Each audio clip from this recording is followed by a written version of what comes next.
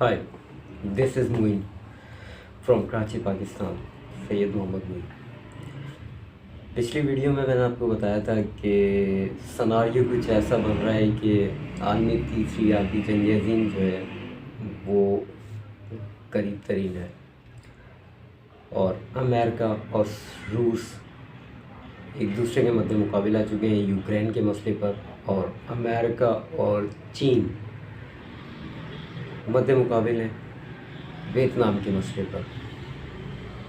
तो ये बड़ी क़ुव्वतें हैं इस दुनिया की जो एक दूसरे के अगेंस्ट आके खड़ी हुई हैं। तो उसी तनाज़ुर में मैं आपको पिछली वीडियो में जो आपको नहीं बता पाया तो वो आज आपसे शेयर कर लेता हूँ। अब मेरे पास एक लेटेस्ट खबर है कि बरतानिया ने 2 दिन पहले रूस को वार्निंग दी थी कि यूक्रेन पर अगर हमला किया उसने, क्योंकि बरतानिया भी बेसिकली नेटो का रुकन है और अमेरिका भी नेटो का रुकन है। तो ज़ाहिर सी बात है अमेरिका के बैकअप पर उसके जो इत्तेहादी हैं उन्होंने तो आना ही है। तो बरतानिया ने ये बयान दिया था 2 दिन पहले कि अगर रूस ने यूक्रेन पे हमला किया तो बरतानिया सख्त रद्द अमल देगा। ये तो था बरतानिया का मौक़िफ़ जो उसने रूस के लिए दिया। अब उसके बाद हुआ कुछ यूँ कि बहरे ओकियानूस में बरतानिया की रॉयल नेवी का एक जहाज़ मौजूद था जिसको निशाना बनाया गया। आई मीन कि उसको यानी उसके कुछ हिस्से को डैमेज किया गया है, और कहा जाता है कि उसको रूसी एटॉमिक सबमरीन ने डैमेज किया है। इंटरनेशनल मीडिया के मुताबिक इस जहाज़ को स्कॉटलैंड के करीब निशाना बनाया गया, जहां बरतानवी जंगी बेड़े को किसी आबदोज़ ने निशाना बनाया। मैंने आपको पहले ही कहा कि ये कहा जाता है कि वो रूसी सबमरीन थी या रूसी आबदोज़ थी। अच्छा, वो कर क्या रहा था बेसिकली? अब मैं बरतानवी रॉयल नेवी का जहाज़ वहाँ पे बेड़ा कर क्या रहा था, तो मैं आपको ये बता दूँ कि बेसिकली उसको किसी आबदोज़ के सुराग लगाने के लिए भेजा गया था कि उस समंदर में कोई आबदोज़ है, उसका पता लगाया जाए कि आखिर वो किसकी है, क्या है। तो उस जहाज़ का नाम मैं आपको बता दूं, उस जहाज़ का नाम था HMS लोथमबर्लैंड। ये जहाज़ असल में आबदोज़ की टक्कर लगने से तबाह हुआ, ये भी मैंने आपको बताया।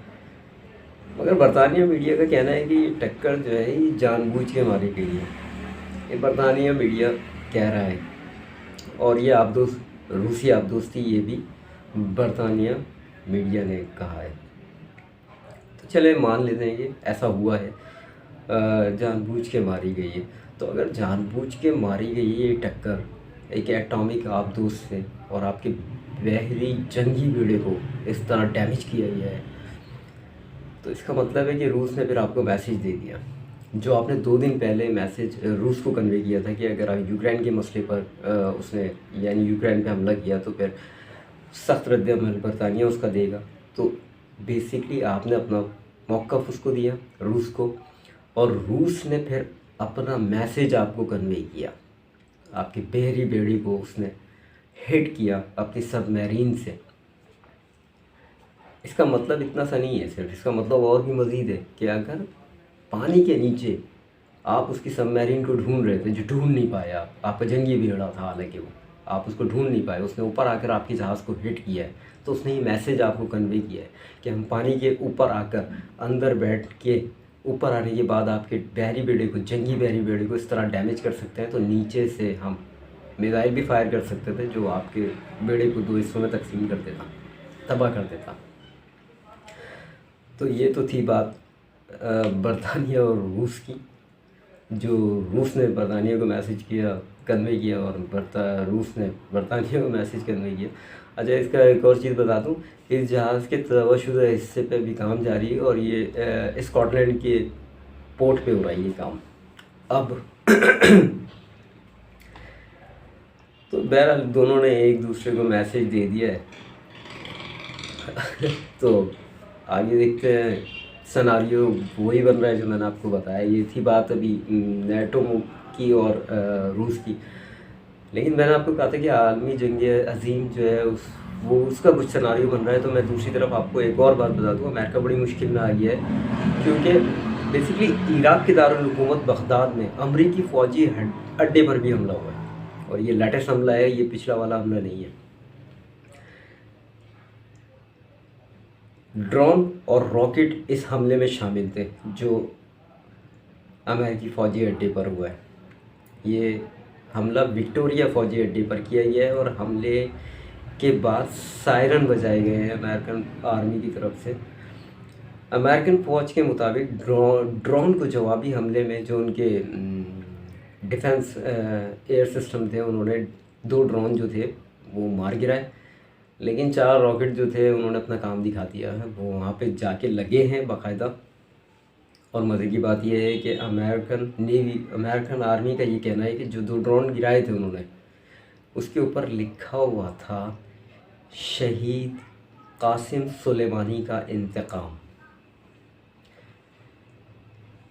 इसके बाद इत्तेहादी फ़ौज के हेलीकॉप्टर जो थे वो फ़ज़ाओं में बुलंद हुए और जाहिर सी बात है जवाबी कार्रवाई के लिए या सर्च ऑपरेशन के लिए फ़ज़ा में बुलंद हुए। लेकिन उन्होंने अपना मैसेज कन्वे कर दिया, क्योंकि मैसेज तो आप जो ड्रोन नीचे गिरा है उसके ऊपर लिखा हुआ था। तो नेटो जो है बेसिकली मुकम्मल तौर पे गिरता चला जा रहा है अकॉर्डिंग टू मी, क्योंकि मैं ये देख रहा हूँ कि अब जो है बरतानिया को भी जवाब रूस ने दे दिया है। यानी रूस अब डरने वाला नहीं है किसी से भी, वो बिल्कुल तैयार बैठा हुआ है, नेटो से भी लड़ने के लिए तैयार है। और उसने ये मैसेज कन्वे किया है कि नेटो एक तरफ, अमेरिका एक तरफ और मैं एक तरफ। तो ये ओपन चैलेंज ही कह लें आप कि रूस का तमाम नेटो ममालिक को। और फिर शहीद कासिम सुलेमानी की अगर बदले की बात ली जाती है तो फिर ज़ाहिर सी बात है, आपको पता है ईरान भी इन्वॉल्व हो गया है। तो मैंने आपको एक तरफ इशारा किया था पिछली वीडियो में कि ये ब्लॉग्स बन रहे हैं, तीसरी आलमी जंग अजीम के ब्लॉग्स बन रहे हैं। एक तरफ अमेरिका अपने इत्तेहादियों के साथ यानी नेटो के साथ, दूसरी तरफ ये इत्तेहाद अब बनना शुरू होंगे या हो रहे हैं या हो चुके हैं। ज़ाहिर सी बात है अभी ये बातें तमाम की तमाम कोई मीडिया पे आके खोल के कोई शो तो नहीं करेगा ईरान की मैं इसके साथ हूँ या उसके साथ हूँ, या चीन बोले कि मैं इसके साथ हूँ या उसके साथ हूँ। ये सब इशारे हैं जो आपको मिल ही रहे हैं। और हकीकत ये है कि अमेरिका मुश्किलों में गिर गया है। 2022 अमेरिका के लिए कोई अच्छा साल वाकई साबित नहीं हुआ है। अगर हम प्रेडिक्शंस के हवाले से भी देखते हैं तो बाबा वांगा और डॉम्स की प्रेडिक्शंस यही कुछ कह रही हैं। तो अमेरिकन एयर डिफेंस सिस्टम भी कोई इतना ज़्यादा कारआमद मेरे हिसाब से साबित नहीं हुआ है। आपने 2 ड्रोन अगर गिरा दिए और 4 रॉकेट खा लिए तो आप कहाँ खड़े हैं? अब आप जाहिर सी बात है फैसला कर सकते हैं सभी। तो ये तो थी ईरान भी इनमें इन्वॉल्व है। अब बात करते हैं चीन और भारत की। तो चीन और भारत का 14वां राउंड जो मुज़ाकरात उनकी हो रही थी उस मुज़ाकरात का 14वां राउंड भी नाकाम हो गया। असल में चीन पीछे हटने के लिए बिल्कुल तैयार ही नहीं है, क्योंकि उसका कहना यह है कि हम 1 इंच भी सरजमीन छोड़ेंगे नहीं, 1 इंच भी सरजमीन नहीं छोड़ेंगे। तो जाहिर सी बात है ये मुज़ाकरात जो हो रहे हैं वो कैसे पीछे तो हटने का सवाल ही नहीं है चीन का, वो पीछे नहीं हट सकता कम से कम। जाहिर सी बात है भारत ने भी तैयारी की हुई है अपनी तरफ से। सुपरसोनिक ब्रह्मोस मैंने आपको पिछली वीडियो में बताया कि ब्रह्मोस का कामयाब तजुर्बा किया माशाल्लाह से उन्होंने भी, और हमें भी टारगेट पे ले लिया है बकौल इंडिया के। वो खुश तो हो रहा है, चौड़ा होकर घूम रहा है कि ब्रह्मोस हमने कामयाब तजुर्बा कर दिया है कराची जो रेंज में है, हमारे गवादर रेंज में। तो भाई पाकिस्तान इतना हलवा तो नहीं है ना कि आप चवा लोगे इतनी आराम से। पाकिस्तान के पास क्या है और क्या नहीं है ये वक्त आएगा, दिखाएंगे हम भी इंशाल्लाह। तो बहरहाल चीन अपने मौक़िफ़ पर डटा हुआ है और वो जो इलाके उसने कब्ज़े में लिए हुए हैं वो उससे पीछे बिल्कुल भी हटने को तैयार नहीं है, बल्कि वो मज़ीद आगे की तरफ देख रहा है। और इंडिया वो वापस ले नहीं सकता। कोशिश करके देख लें। बहरहाल मुझे नहीं लगता कि चीन उन इलाकों से बैक पे जाएगा, बल्कि वो आगे की तरफ देख रहा है। इंडिया असल में डिफेंस पोजीशन पे आके खड़ा हो गया। ये जो ब्रह्मोस उसने लॉन्च किया, इसका कामयाब तजुर्बा किया, तो वो डिफेंस पोजीशन पे था। उसने यानी दुनिया को ये बताया कि हमारे पास भी सुपरसोनिक मिसाइल है और हम भी अपना डिफेंस करना जानते हैं, अगर चला पाए वो तो। यहाँ पे ये अहमियत रखती है बात मेरी कि अगर वो चला पाए तो, एटम भी अगर वो चला पाए तो। क्योंकि मैं आपको ये भी बताऊंगा कि क्यों, इंशाल्लाह अगली वीडियो में बताऊंगा कि क्यों। इसमें मैं आपको थोड़ा सा टिप्स एंड में ज़रूर दे दूँगा। बहरहाल नतीजा क्या निकलेगा ये तो बहुत बताएगा बहरहाल। अच्छा, ये बात मैंने आपको चीन की कही और इंडिया की और नेटो से आपको उसके भी बता दिए, रूस के मसाइल भी बता दिए। अब चलते हैं ईरान की तरफ। ज़रा बड़ी ज़बरदस्त खबर है ईरान के बारे में मेरे पास। ईरान ने इसराइल को हैरान कर दिया। जी हाँ, बिल्कुल हैरान और परेशान हो चुका है। इस वक्त उनकी डिफेंस परेशानी के आलम में है कि करे तो करे क्या, तो उनकी समझ में ही नहीं आ रहा। तो ख़बर दे रहा हूँ मैं आपको इसराइली अखबार की, times of Israel. Times of Israel लिखता है कि इसराइली एजेंसी शिन बैत ने 5 इसराइलियों को गिरफ़्तार किया। शिन बैत ने 5 इसराइलियों को गिरफ़्तार किया है, जिसमें से एक खातून है। ये अफराद ईरान से हिजरत करके इज़राइल आए और ये 5 यहूदी हैं। ये बात बतानी लाजमी है कि 5 यहूदी हैं जो ईरान से हिजरत कर इज़राइल अपनी जगह पर आके आबाद हो गए।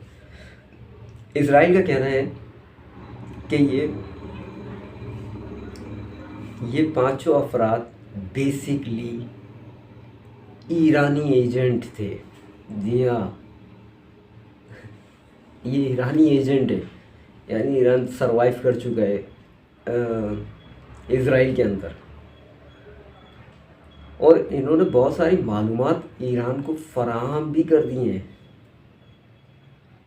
और ये इनका कहना है, इस अखबार का कहना है, टाइम्स ऑफ इज़राइल का ये कहना है कि इन्होंने जो मवाद आगे बढ़ाए उनमें तेल अबीब में अमरीकी सफारती मिशन और पोलिंग स्टेशन और वजारत दाखिला की अंदरूनी तस्वीरें जो है वो भी एजेंट्स को दी है, और इनके पास से कुछ ऐसी चीज़ें बरामद भी हुई हैं।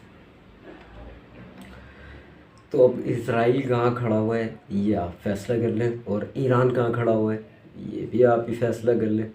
रिपोर्ट में ये भी बताया है कि ईरान अपने एजेंटों को मूसाद में भी शामिल कर चुका है। ये भी टाइम्स ऑफ इसराइल की रिपोर्ट है कि ईरान अपने एजेंट्स मूसाद के अंदर दाखिल कर चुका है। तो अब आप मुझे बताएं ना कि आपने तो देखा होगा कि कई दफ़ा जो है इज़राइल ने ईरान को धमकी दी कि हम उसके एटॉमिक प्लांट पर हमला करेंगे, उसका एटॉमिक प्लांट तबाह कर देंगे, उसके ऊपर हमला करके उसको तबाह कर देंगे। लेकिन हर दफ़ा आपने एक चीज़ और नोट की होगी कि ईरान बड़ा कॉन्फिडेंट था, कभी भी घबराया नहीं, बल्कि दूसरे दिन उसने बड़ा धुआंधार जवाब दिया है, जब भी दिया है कि 12 मिनट में हम सफ़ाई अस्ती से मिटा देंगे इज़राइल को, 14 मिनट में हम सफ़ाई अस्ती से मिटा देंगे इज़राइल को। हम इज़राइल का वो अशर करेंगे कि आने वाली नस्लें जो है इस जगह पे नक्शे की इस जगह पर हाथ रख के पूछा करेंगी क्या कि यहाँ पे कोई मौलवी आबाद होता था। तो भाई अगर वो इस तरह के बयान देते थे और इतने कॉन्फिडेंट थे और इतने रिलैक्स थे, तो उसकी वजह यही है ना फिर शायद कि आपके तो अंदर ही जासूस भर दिए हैं उन्होंने अपने। तो अब कैसे लड़ने जा रहे हैं समझ से बाहर है, यानी आप कैसे लड़ेंगे भाई? आपकी तो मेरे ख्याल में टांगें काँप रही होंगी, और अमेरिका की अपनी टांगें काँप रही होंगी। अमेरिका तो अब बचाने भी नहीं आ सकता आपको भाई। अमेरिका रूस को संभाले, चीन को संभाले, या फिर आपको बचाने आए। अमेरिका की तो अपनी यानी कि ख़तरे में पड़ी हुई है। तो ईरान को जब भी धमकी दी थी, ईरान ने बड़ी उस धमकी को रिलैक्स अंदाज में लिया और दूसरे दिन अपना धुआंधार बयान भी दिया। और अभी लास्ट बयान में देख रहा था वो ईरान का, बल्कि मैंने पिछली वीडियो में शायद नहीं बल्कि 100% आपको बताई भी है कि 100 से ज़्यादा जो जगह है इज़राइल की उन्होंने मार्क करके नक्शा जो है शाया कर दिया था कि ये हमने मार्क की हुई है और इनमें जो है हम मिसाइल दाग देंगे, ये हमने लॉक की हुई है जगहें। तो जाहिर सी बात है उनके पास, आपके पास उनके एजेंट अंदर सफ़ों में घुसे हुए हैं, तो उनके पास पूरी मालूमात है। तो थोड़ा सा मोहतात रवैया इख्तियार करना चाहिए इज़राइल को भी। तो मेरे बताने का मकसद ये था कि ये भी एक सिनारियो है तीसरी जंग अज़ीम का। ज़ाहिर सी बात है अगर ये जंग अज़ीम छिड़ती है तो 100% मैं आपको कॉन्फिडेंट के साथ कह रहा हूँ कि इज़राइल जो है वो नेटो ममालिक के साथ यानी अमेरिका के साथ ही जाएगा।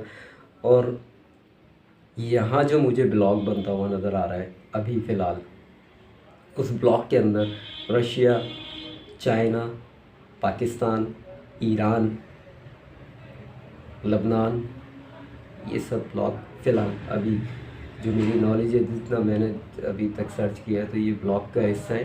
तुर्की ने अभी तक ऐसा कोई फ़ैसला नहीं किया है कि उसने करना क्या है। अब देखें आने वाले वक्तों में क्या होता है और क्या नहीं होता है।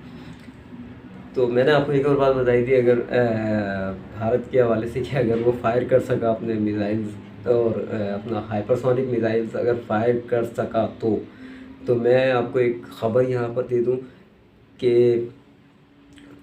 बेसिकली चाइना ताइवान को अपना हिस्सा मानता है और वो लेना भी उसको चाहता है। और जिस तरह रूस यूक्रेन को अपना हिस्सा मानता है और उसको लेना चाहता है, तो चाइना भी ताइवान को अपना हिस्सा मानता है और लेना चाहता है। और ताइवान के अंदर अमरीकी तसल्लुत कायम है इस वक्त, और अमेरिका उसको मुकम्मल तौर पे सपोर्ट कर रहा है। अपने F-16 दिए हुए हैं, अपने दूसरे वेपन्स दिए हुए हैं उसको लड़ने के लिए कि चाइना इसे लड़ने के लिए तैयार हो जाओ। तो मज़े की एक बात, आज की खबर बता दूँ आपको ताइवान के लिए। ताइवान का F-16 आज फ़ज़ा में बुलंद हुआ अपने दूसरे F-16 के साथ और अचानक गायब हो गया। मैं बिल्कुल आपको सॉलिड रिपोर्ट दे रहा हूँ। अगर आपको सर्च करनी हो तो आप सर्च कर सकते हैं, बिल्कुल मिलेगी आपको, 100% मिलेगी, क्योंकि मैंने वहीं से पढ़ी। तो भाई ये जहाज़ F-16 था, अमेरिकन मेड था, ताइवान के पास था, और ये तरबियती परवास कह रहा हूँ, यानी मशक़ी परवास कर रहे थे, यानी कि बॉर्डर एरिया की तरफ चाइना के जा रहे थे।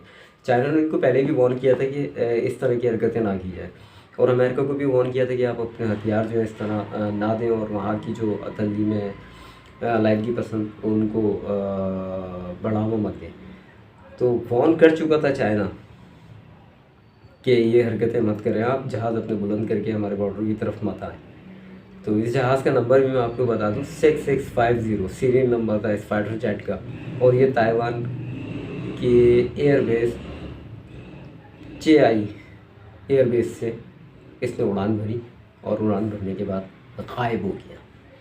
देखिए तैयारा गिर जाता है समझ में आता है, गायब होना इसका समझ में नहीं आता। रडार, जाहिर सी बात है जब कोई जेट उड़ता है तो वो अपने रडार से कनेक्ट होता है, और अगर अचानक तौर पे उसका राब्ता टूट जाए तो बड़े अचंभे की बात होती है। तो अभी फ़िलहाल आज की वीडियो इतनी काफ़ी है, लेकिन मैं आपको एक अगली वीडियो के मैं आपको एक डेमो दे दूँ कि अगली वीडियो में हम बात करेंगे EMP की। जी हाँ, इलेक्ट्रोमैग्नेटिक पल्स वेपन, दुनिया का जदीद तरीन ख़तरनाक तरीन वेपन, इलेक्ट्रोमैग्नेटिक पल्स वेपन की बात करेंगे, जो कि चाइना के पास मौजूद है। ये कितना ख़तरनाक, कितना मौलिक है और इसकी क्या काम है, आपको अगली वीडियो में इंशाल्लाह बताऊंगा मैं। तो उस वक्त के लिए इजाज़त दीजिए, अपना ख्याल रखिए और दुआ में याद रखिएगा। अल्लाह हाफ़िज़।